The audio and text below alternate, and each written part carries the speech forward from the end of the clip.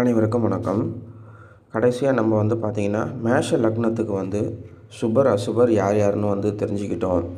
இன்று நம்ம ரிஷப ராசிக்கு சுபர் அசுபர் யாருன்றதை தெரிஞ்சுப்போம். அதுக்கு முன்னாடி சேனலை சப்ஸ்கிரைப் பண்ணாதவங்க பண்ணிவிடுங்க. ரிஷப லக்னம் நம்ம எடுத்துக்கிட்டோம் அப்படின்னா முதல்ல சுபரை நம்ம பார்த்துப்போம். அதாவது நன்மை செய்யக்கூடிய நபர். ஒரு லக்னத்துக்கு அதீதமாக நன்மை செய்யக்கூடிய நபர்கள்னு பொதுவாக ஒரு 2 பேர் இருப்பாங்க.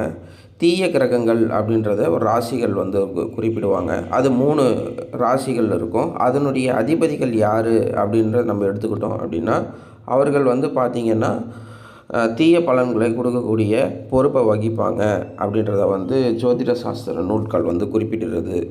அதுபோல் நம்ம பார்க்கும்போது ரிஷப லக்னத்துக்கு 5வது வீடு எடுத்துக்கிட்டோம் அப்படின்னா கன்னி வரும். கன்னி அதனுடைய அதிபதி புதன் ரிஷப லக்னத்திற்கு நன்மை செய்யக்கூடிய நபர்களாக வருவார். அதாவது சுபராக இருப்பார். அதுக்கு அடுத்தது 9வது வீடு யாருன்னு பார்த்தீங்கன்னா மகர ராசி. மகர ராசியின் அதிபதி சனி.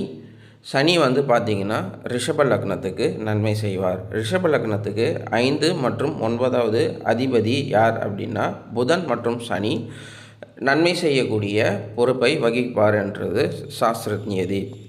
இது கோச்சார பலன்கள் கொடுக்கும்போதும் அதுக்கடுத்தது தசா நடத்தும் போதும் இதனுடைய பயன்பாட்டை நம்ம தெரிஞ்சுப்போம். அதுக்கடுத்தது அசுபர். ரிஷப லக்னத்துக்கு அசுபர்னு நம்ம எடுக்கும்போது பார்த்திங்க அப்படின்னா 3வது அதிபதி கடகம் ராசி. அதனுடைய அதிபதி சந்திரன். 6வது ராசி நம்ம எடுத்துக்கிட்டோன்னா சுக்கிரனுடைய வீடாக இருக்கக்கூடிய துலாம் ராசி. துலாத்துடைய அதிபதி சுக்கிரன் வராரு. அதுக்கு அடுத்தது 11வது வீட்டு அதிபதி நீங்கள் பார்த்தீங்க அப்படின்னா மீன ராசி வரும். அதனுடைய அதிபதி குரு. அப்போது சந்திரன் சுக்கிரன் குரு அசுப கிரகங்களாக வருவாங்க. இதில் ரொம்ப முக்கியமான ஒரு குறிப்பு என்ன அப்படின்னு பார்த்தோம் அப்படின்னா ரிஷப லக்னத்துக்கு லக்னாதிபதி என்னக்கூடிய ஒரு பொறுப்பை வகிக்கக்கூடியவர் பார்த்திங்கன்னா சுக்கிர பகவான் ஆவார்.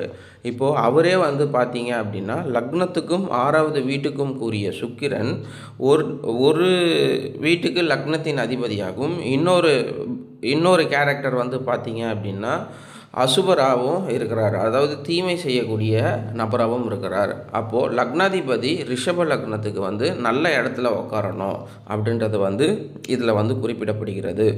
அதுக்கு அடுத்தது நம்ம பார்த்தோம் அப்படின்னா குரு கிரகங்கள்லாம் பொதுவாக ஜோதிட சாஸ்திரத்தில் முழு சுபர் என்னக்கூடிய கணக்கில் எடுப்பாங்க. அப்படி எடுக்கும்போது நீங்கள் பார்த்தீங்கன்னா ரிஷப லக்னத்துக்கு பொதுவாக நம்ம எடுத்துக்கிட்டோம் அப்படின்னா குரு அசுபராக தான் இருப்பார். தீமை செய்யக்கூடிய கிரகங்களாக தான் நம்ம எடுத்துக்கொள்ளப்படும். சந்திரனும் நீங்கள் எடுத்துக்கிட்டிங்கன்னா தேய்பிறை சந்திரனாக இருந்தாலும் சரி வளர்பிறை சந்திரனாக இருந்தாலும் சரி ரிஷப லக்னத்துக்கு அசுபராக தான் இருப்பார். அப்போது ரிஷப லக்னத்துக்கு நன்மை செய்யக்கூடிய கிரகங்கள் அப்படின்னு நம்ம எடுத்துக்கிட்டோம் அப்படின்னா புதன் மற்றும் சனி இருப்பார்கள்.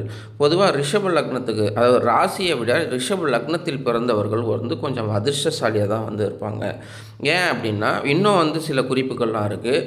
அவங்களுடைய லக்னாதிபதி அதாவது லக்னம் பார்த்தீங்க அப்படின்னா சுக்கிரன் சனியோடைய சாரத்தில் இருந்தது அப்படின்னா அவங்களுடைய வாழ்க்கையில் பார்த்திங்கன்னா நற்பலன்கள் கொடுக்கக்கூடிய வகையில் தான் இருக்கும். அது மட்டும் இல்லாமல் இப்போ இந்த லக்னாதிபதி இந்த சந்திரன் சுக்கிரன் குருவுடைய நட்சத்திரத்தில் உட்காந்தாதான் பல பிரச்சனைகள் ஏற்படுது. இது காலப்போக்கில் நான் இதோடைய விளக்கங்கள் தொடர்ந்து நான் பதிவு விட்டுட்ருப்பேன். சேனலில் சப்ஸ்கிரைப் பண்ணாதவங்க சப்ஸ்கிரைப் பண்ணுங்கள். அடுத்த நம்ம ராசியில் அசுபர் சுபர் யாருன்னு பார்ப்போம். நன்றி, வணக்கம்.